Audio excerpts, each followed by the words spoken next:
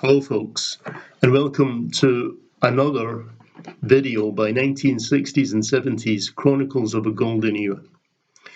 This is going to be a brief overview describing the reasons why 1960s and 70s Chronicles of a Golden Era was set up in the first place as a Facebook page and now as a YouTube channel. It really is a reaction against accounts of the 1960s and 70s that appear in the media describing this era, these 2 decades, in terms that are pretty much caricature, ignoring everything that was achieved during these 2 decades and ignoring the reasons and the rationale behind the youth social and cultural revolution that emerged and developed throughout the 1960s and 70s. Let's go back to the beginning of the 1960s. Now, what tends to get overlooked in modern times is that our generations were born into a world that was living under the constant threat, the daily threat of utter annihilation ever since the commencement of the Cold War, which began immediately after the Second World War had finished. We had 2 socio-political economic ideologies, democratic capitalism in the West and Marxist communism in the East, facing off against each other, bristling with nuclear weapons and conventional weapons, and threatening each other on a daily basis with annihilation. Now, this situation was described as peaceful, in so much that the European powers in North America and other European-style communities like Australia and New Zealand were not under immediate threat. They were not the theatres of war. Because of this threat of utter annihilation, which was given the title Mutually Assured Destruction, MAD for short. And this described peace, apparently. It kept the peace. Now, this peace didn't involve what were described at the time as developing countries in Asia, Africa, for example, South America. And in these countries, the powers of the West and the East both involved themselves very heavily militarily, and the battles of this Cold War between East and West were fought out in bloody and long-term wars in these countries. Meanwhile, North America and Europe and down under got to consider this to be a time of peace secured by threat, mutually assured destruction, and ignore the fact that actually there were wars and hideous destruction going on all over the world in the name of these ideologies. Now, we called it peace, but it was, of course, what George Orwell described as a peace that is no peace. It wasn't peace. It was simply threat enough from both sides to avoid aggressive action against each other directly. Now, as a result of this, as children and youths in the 1960s and 70s, we were brought up with short filler information movies lasting 5-10 minutes on TV, which described how we might survive a nuclear war and what to do if there was the alert of nuclear attack being imminent. Now, these instructions.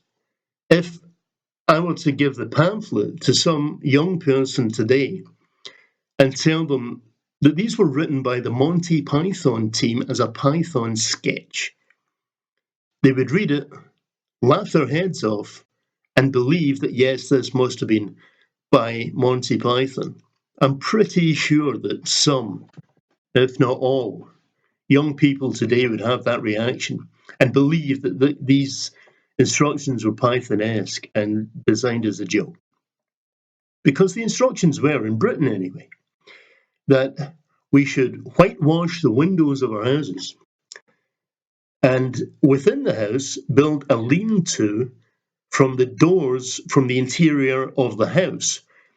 Reinforce this lean-to with sandbags, stock it up with provisions to last, I think it was 3 weeks, perhaps 2, and a chemical toilet.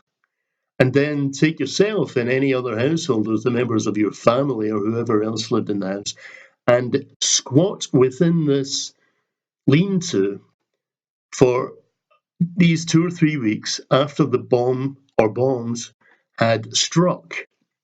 Now, the whitewashed windows would have had some effect to repel the radiation, and the lean-to would, we're told, have given you a chance of withstanding the nuclear blast. Meanwhile, the radiation that lingered for these 2-3 weeks might be absorbed by the sandbags. And then after the 2 or 3 weeks, you can emerge from your shelter, and you'll have a chance of survival, surviving the blast, surviving the radiation, and surviving the aftermath. If, however, you're caught outdoors during the alert, well, either climb to a tall hill, or if you can find a hollow in the ground, lie in that. The blast will flash over you, or underneath you if you're on a tall hill, and you've got a chance of escaping and a chance of surviving. Now, I promise you, these were instructions given to us in Britain on how to survive a nuclear attack. I'm told that in America, possibly Canada as well, I don't know, I think so though, young children at school were given training, which I believe it was called, was it duck and dive?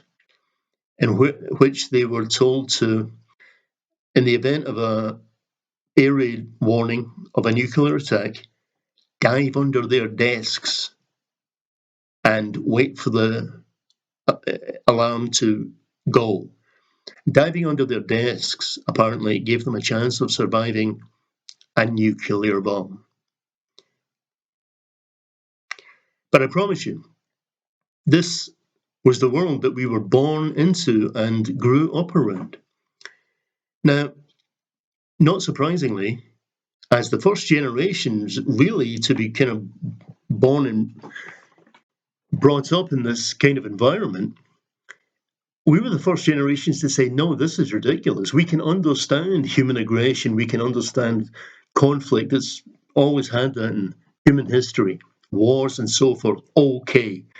If you're under attack, then, what can you do? You take up arms and defend your country. That was something that was just unfortunately, part of human nature and human history. But this was different. This was entirely different. For the first time, we were being asked to not just accept the idea of conflict, but we were a generation being asked to accept the idea of utter annihilation of human life, perhaps of all life on Earth. Now, thankfully, our generation was not, and perhaps the 50s generation before us, they kind of dovetail into each other. We're not only the first generation or generations to have to live under that ridiculous situation, but we can be thankful that we were the first generations to say, no, we're not going to do that. This is not defending your country, or the awareness that there are aggressors out there and ambitious empire building nations. No, no, no. This is asking us to accept a state where every day we wake up with the threat of annihilation. And we were not prepared to do that. Now, within that schema, we started questioning other establishment norms that were just not right, but which at the beginning of the 1960s were norms. I'm talking about racism, sexism. As for gay sexuality, it wasn't even homophobia. Gay sexuality was criminalized at the beginning of the 1960s. It was a crime. There were class differences, lack of opportunities for people born in the wrong side of the tracks. All over the world, there were these inequities, including in the West, which was supposed to be the defender of freedom and democracy and equality and so forth. It wasn't, not in the way that it described. Now, I can't go into details on one video because the whole Chronicles project, the whole community, is all about people, first-hand sources, primary sources of history, contributing to describe the whole scenario. So this video is just to give you an idea of what the social and cultural revolution of the 1960s and 70s was all about. It was all about challenging and setting in motion change of establishment norms that made racism, sexism, the criminalizing of gay sexuality, and even after the legalizing of gay sexuality, it was still stigmatized. But as well, we challenged the acceptability of war and warmongering and the stigmatizing of pacifism. And in the course of those 2 decades, these things were challenged, and it's still an ongoing process.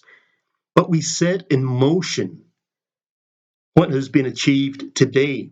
Whatever level of equality and fairness and justice that we have in society today was set in motion by the social and cultural revolution of the 1960s and 70s. And again, one other thing. Today, the environment is very topical with young people, and rightly so.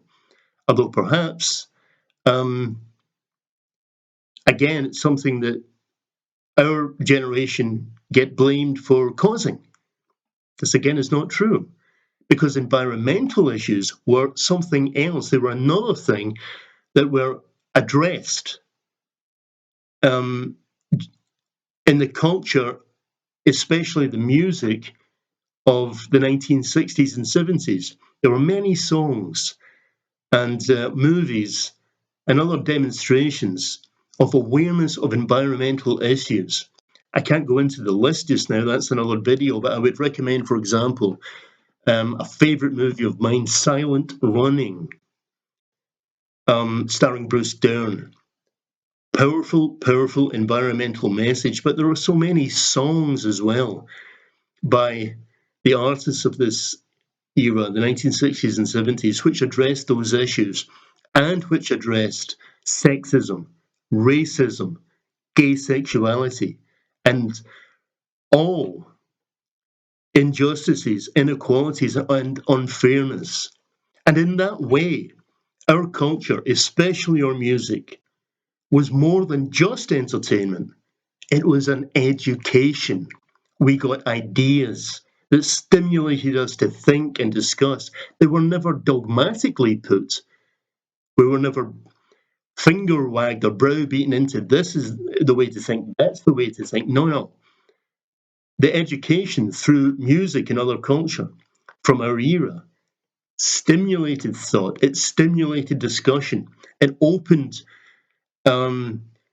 ideas and ways of thinking, and we could have discussions about it in ways that were not dogmatic. They were educational and open-minded. If you talk about, there's a buzz phrase just now, free thinking. The 1960s and 70s was, I think, in modern times, the most free thinking era that there has ever been, certainly in modern times anyway.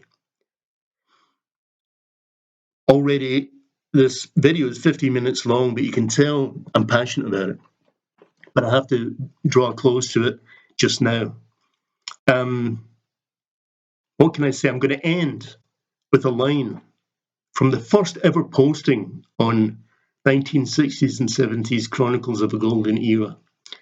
It was the song from Scott McKenzie, 1967, The Summer of Love, San Francisco. And you can perhaps sum up the whole era, or simply the beginning of the social and cultural revolution, with this one line.